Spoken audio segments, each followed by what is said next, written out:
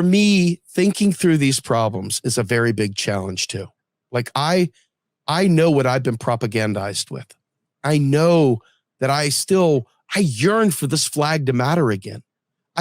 There's a part of me that really appreciates what nationalism brings. It brings some weird sense of community and bonding and shared struggle and shared experience and all these things and you can see this firsthand whenever you go to a World Cup soccer game or watching on television or whatever, or you're riding in a metro and you're hearing the Italians on one side of the train and the Mexicans on the other, and it's like, Mexico, Mexico, rah, rah, rah, and they're all doing it together, and they, and they're singing these songs. You have no idea what the hell they're saying, but it sounds great, and you want to sing it with them so bad, because we don't have that. So all of a sudden they come out, I'm proud to be American, we're least on, and it's like, God, give me another culture, please. God, give me. So, Steve, we need you to explain the national debt, because now people have paid a lot of money for that here in our chat.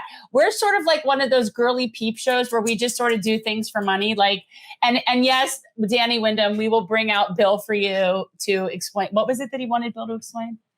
I don't remember. We'll go back and look. But so can you please explain to the people the national debt? So, when the United States government spends money, writes it a bill, and it issues instructions to the Fed to create currency, after that, it also simultaneously issues a similar amount of bonds to offset the new spending. Okay? You either have taxes that did it, or you have new bond sales that did it. The bond sales are 1-to-1 for the dollar spent. You have bonds offsetting it. The bonds don't fund it, but this is an anachronism from the gold standard. Why?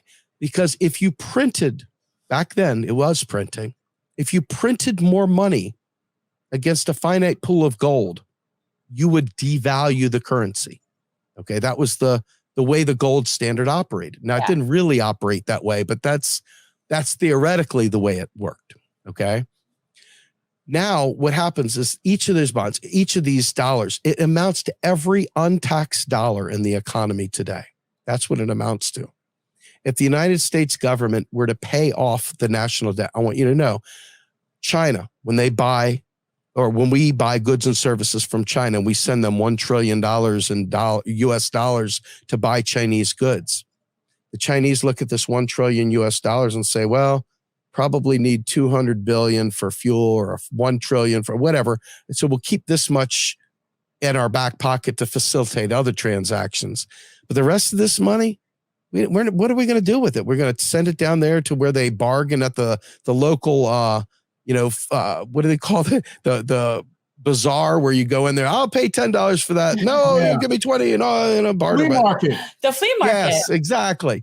So they're not going to do this. So what do? They take that money that they earned already. They're US dollars. They already have them. And they say, well, I'd rather earn 1% interest on this money that I've earned. So they go ahead and buy treasuries and keep it parked there. Now, in theory, what this does is, number one, it is a safe investment because US checks don't bounce. Okay, government checks do not bounce. So they're always getting this guaranteed money. There's no risk. It's a zero risk investment. Man, give me more of that, right? And if I had $1 trillion and I could earn 1% off $1 trillion, that's a lot of cheddar, isn't it? You know what I mean? 1% of $1 trillion is a lot of freaking money. So if you, in 2% or 7% now, right? I mean, as the interest rates go up, the bonds are at a different rate. They might make it a 30-year, they might make it a 5-year, they might make it a 6-month, a 3-month bond, whatever. And then what do? They transition those bonds and they resell them, and they decide, hey, the Federal Reserve's sitting in the back going, do we need 3-month bonds or do we need 6-month bonds? Maybe we need 12-month bonds, maybe a 5-year bond. You're going to have a bond. Let's have a bond. And that's what the national debt is. It's money they already owe. They already own, that they've decided to park and get an interest, like a savings account that we would have. Now, where does that money come from? It was already pre-budgeted. It was already pre-created. They already knew that we're going to sell this $5 million bond, and we're going to sell it at 2%. So we know what is 2% over this number of time. So we know that money is there. It's already there. It's created. It's done. So if we pay off all the debt, all we've done is closed all their accounts, but the money is still out there in the economy. Oh, they're going to dump all their bonds. I don't care. Dump them away. You just got US dollars. What are you going to do with them? Sit there and use them for kindling? Good for you. I mean, but what are you going to do? It means nothing to me. I don't care. Now, if they come in and they start buying up all of Manhattan and all of Florida, if he gets rid of DeSantis, I'm cool with it, whatever. But bottom line is the fact is they could sit there and use those US dollars to buy up US assets, things for sale in US dollars. But they could do that anyway. If they're buying things from us, that 1% interest isn't the thing that's taking us to a new level. It's we're already buying imports from China. They're getting US dollars. They're holding those US dollars. That's the national debt. We're not borrowing money from China. China. We need to borrow some money. We need US dollars. China. Can you imagine actually thinking we borrow? It's China. China. Can you imagine thinking we borrow our US dollars from China? You would have to be a neo-Maxi Zundweeby to do that. I mean, a total neo-Maxi. Right. Well, but we need to keep perpetuating that because, we need to have a China narrative that suits us in a very good way that can make them, we need fear mongering. So it's not going to, we need to have that. So it's a good thing for them to use. That's, we have to be worried about the Chinese, like we have to be worried about the Russians. And these are all the people that are coming to hurt us. Well, let me ask you a quick question with that. Yeah. What do you think that China, can you buy US bonds in Chinese yuan or Japanese yen? Can you buy government bonds? No, you can't. You have to buy them in US dollars. They're available for sale in US dollars. Why is that? The purpose of the bond is not to borrow money. The purpose of the bond is that they wanted to take money out of circulation to offset new money going in. We'll sell bonds to take money out. But the thing is that bonds are pretty liquid. You can get rid of bonds quickly. Yeah, you might take a haircut, but you still get a lot of your money back regardless. So it's kind of a farce. It's just changing it from one form of money to another form of money. It's not a real big deal. And so I think it's really important when people say we're printing money. Right? You're just going to print all this money? You have my permission. Well, that's weird. You have my permission to do a running start with your arm out with a clothesline and gully them.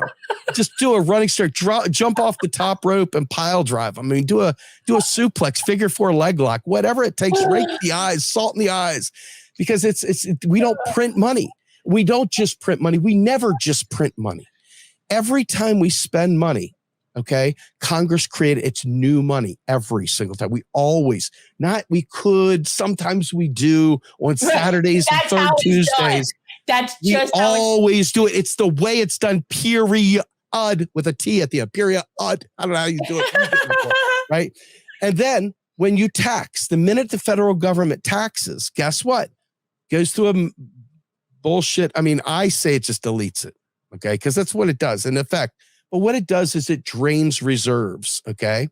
It drains reserves within the banking system. In other words, if you think of the light and dark crystal, way back when the old movie, The Dark Crystal, and the light side came together with the dark side, and it was like, hey, we're peanut butter and we're chocolate. We're Reese's peanut butter cups, right? They came together, bam, light and dark crystal, and that was the end. That was the end. The dollars had come together, the tax, the spend, boom. The light and dark crystal came together and became one. It's over. It did its job, right? It's like a coupon. You cash in the coupon. Oh my God, we got a surplus of coupons here. What are we going to do with the surplus of coupons? Oh my God, we went to the concert. We've got all these stubs from the concert. Are they only worth 50% now? I mean, this is the kind of stupid shit that's said, and we just have to find a way to get past. They just want us fighting amongst each other. All of this is fodder to be fighting. That's actually a really great analogy. You look at you think of $1 as a admission ticket to a concert or to a ball game. It's good while the game is going on, but once you've entered, it's been spent. So after the game is over, it's not like that ticket, aka dollar, has any value. It's been used out of existence. That's right. Now it's back. That's right. Thanks for watching. If you want to support our mission to transform politics into service, please like this video, subscribe, follow us on social media, and consider joining our Patreon, where you'll get early access to our interviews as well as other exclusive content. Links are in the description. Peace out.